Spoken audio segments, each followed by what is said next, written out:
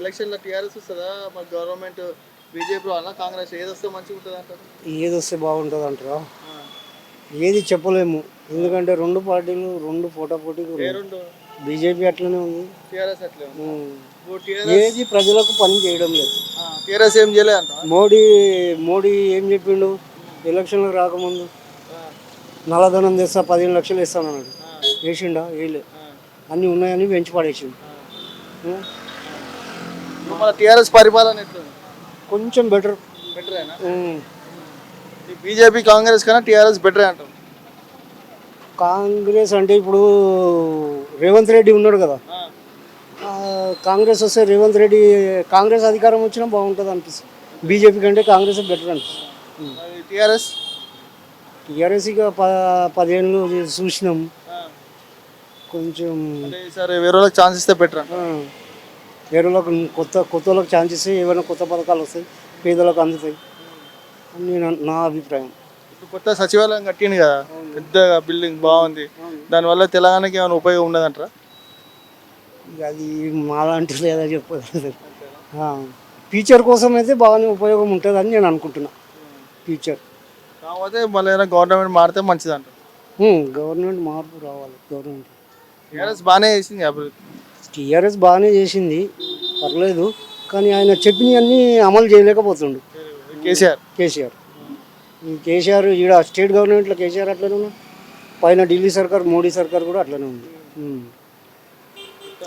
సామాన్యునికి న్యాయం జరగడం లేదు. ఏ గవర్నమెంట్ ఉన్నా సామాన్యునికి. ఇప్పుడు నా అభిప్రాయం ఏంటంటే, ఇప్పుడు కర్ణాటకలో ఎలక్షన్లు ఉన్నాయి, అవునా? ఇప్పుడు ఉచితాలు ఇవ్వనని మోడీ అధికారంలోకి వచ్చింది. మరి ఆడికి వచ్చి ఉచితాలు ఎందుకు పెడుతుండు? మూడు సిలిండర్లు. ఇప్పుడు నిన్న అది పెద్ద సిలిండర్ ఏమో తక్కువ రేటు చేసిండు. మామూలుగా మాలాంటి వాళ్ళు సామాన్యులది ఏమో 1250 అట్లా ఉంది కదా. అది తగ్గిస్తే బాగుండు, నా చిన్న అభిప్రాయం. అది పెద్దదేమో 1800 150 200 తగ్గించాడు. హోటల్ బిజినెస్ పరంగా వాడేటి. అది ఆ బిజినెస్ పరంగా వాడేది తగ్గించాడు. అన్నీ హైఫై చేసేసిండు మోడీ సర్కార్ కూడా. నేను పక్క బీజేపీనే ఉంటే, ఇప్పుడు బీజేపీ మీద కూడా నాకు విరక్తి పుడుతుంది. బీజేపీ మీద కూడా ఏ పార్టీ రాజకీయ నాయకులు వాళ్ళు మాట ఇస్తారు, తప్పుకుంటారు బస్. మోడీ ఏదో మంచిగా చేస్తాడు అనుకున్నాం, కానీ మోడీ కూడా కొద్దిగా చూసి చూడనట్టు వదిలేస్తుంది. ఇక నా అభిప్రాయం సామాన్యం. ఇక పెద్ద వాళ్ళది అంటే అంటారు మోడీ అచ్చాకరా అని అంటారు. మీ అభిప్రాయం? నాకేమో మోడీ చేసింది ఏం న్యాయం అనిపిస్తలేదు. నేను పక్కా బీజేపీకి 2 సార్లు ఎంపీది ఎలక్షన్లది వేసిన, ఒకసారి టీఆర్ఎస్కి ఒకసారి బీజేపీకి.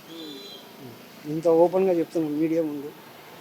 ఇక ఇప్పుడు ఆ 2 పార్టీల కంటే కొంచెం రేవంత్ రెడ్డి పాదయాత్ర చేస్తుండు వైఎస్ రాజశేఖర రెడ్డి లాగా, ఏమన్నా నెట్టుకొస్తాడేమో అని నా చిన్న అభిప్రాయం. ఇక అదొక్క పార్టీ మీద ఆశ ఉంది. రేవంత్ రెడ్డి అభిమాని అని కాదు, కొద్దిగా రేవంత్ రెడ్డి ఏంటంటే బాగా ఫైట్ చేస్తుండు కాబట్టి. మా కాక కూడా బాగానే చేస్తుండు టీఆర్ఎస్ పార్టీ. కానీ ఆయన ఇలా చెప్తాడు, రేపటికల్లా మర్చిపోతాడు. ఇక మా ఆయన పెద్ద అయినా కూడా అంతే. మోడీ ఢిల్లీ సర్కార్, గుజరాత్ మోడీ, అమిత్ షా వస్తాడు. పేదలకు మధ్యతరగతి ఓట్లు. నువ్వు కూడా చెప్తున్నా. ఇప్పుడు నిన్న వచ్చాడు మాకు. ఇప్పటిదాకా 5 years కర్ణాటక గవర్నమెంట్లో బీజేపీ ఉండే, అవునా కదా? 5 ఏళ్ళు ఉన్నది. 5 ఏళ్ళు ఉన్నాక 5 ఏళ్ళు ఇప్పుడు కొత్తగా ఎలక్షన్లు వచ్చినప్పుడే సిటీ సివిల్ కోర్టు యూనిఫామ్ తెస్తానని అంటుండ్రు. అది మరి ఈ 5 ఏళ్ళ లోపల ఎందుకు చేయలేదు? సామాన్యానికి కూడా న్యాయం జరగాలి కదా. ఇవి దేశం మొత్తం మీద దొంగ కేసులు ఎక్కువైపోతున్నాయి. చిన్న భార్యాభర్తల మధ్యలో ఈ గొడవలు అవుతున్నాయి. వాటికి పెద్ద అయిపోతున్నాయి. ఒక లాయరు, ఒక పోలీసు తలుచుకుంటే దొంగ కేసులు వేపించి వాళ్ళ పరివారాన్ని నష్టం చేస్తున్నారు. అదొకటి. మోడీ నిద్రపోతుండు, లా మినిస్టర్ కూడా నిద్రపోతుండు. మోడీ సాబ్ మొత్తం జంతర్ మంతర్ కూడా అంతమంది 1,25,000 మంది భార్యాభర్తల మధ్యలో చనిపోతుంటే మోడీ ఏమో బేటీ బచావ్ బేటీ పడావ్ అంటుంది. అందరికీ న్యాయం చేయమని కోరుతుంది. ఏదైతే సిటీ సివిల్ కోర్టు రావాలని 2022లోనే పేదలందరికీ ఇల్లు కట్టిస్తానన్నాడు. అది ఎక్కడ పోయిందో అది తుంగలో దొక్కేసిండ్రు. అది అది అది మోడీ సర్కార్ అన్నది, అది లేదు. అందుకే పాలకుల మీద ఇప్పుడు వచ్చి కర్ణాటకలో ఎలక్షన్లు 10వ తారీఖు ఎలక్షన్లు ఉన్నాయి కాబట్టి నేను అది చేస్తా ఇది చేస్తా, లీటర్ పాలు ఫ్రీగా ఇస్తా, ఇంటింటికి పాలు ఫ్రీగా ఇస్తా, 3 సిలిండర్లు ఫ్రీగా ఇస్తా అంటుండు. ఆ ముందు చెప్పిన 15 లక్షల ఆయన ఈ మళ్ళీ కొత్త పథకాలు పెడుతుండు. ఆయన నేను ఫ్రీయే ఇయ్యను అన్నాడు. ఎవరు? మోడీ. ఫ్రీ పథకాల వల్ల వెంకయ్య నాయుడు కూడా ఏమన్నాడు, ఫ్రీ పథకాల వల్ల దేశమే నాశనం వస్తుంది అన్నాడు. ఇప్పుడు మళ్ళీ వీళ్ళు ఫ్రీ అన్న వాళ్ళు మళ్ళీ ఫ్రీ మాట ఎందుకు వస్తారు? వీళ్ళ అధికారం పార్టీ దేశం మొత్తం మీద 18 రాష్ట్రాలలోనో 19 రాష్ట్రాలలోనో వీళ్ళు ఉన్నారు. ఎవరో ఒకరు దేశానికి ప్రధానమంత్రి అవుతారు, ఏ రాష్ట్రానికైనా ఒక ముఖ్యమంత్రి అవుతాడు, ఒక ఎమ్మెల్యే అవుతాడు, ఎంపీ అవుతాడు.